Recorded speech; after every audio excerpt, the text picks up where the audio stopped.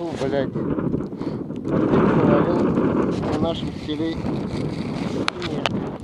Воронежская, блядь, область.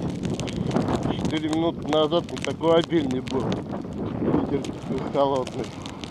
Кошмар. А эти вроде минус 4 градуса или 5. А такое чувство, что минус 12 из-за холодного ветра. Жуть. Руки аж замерзли.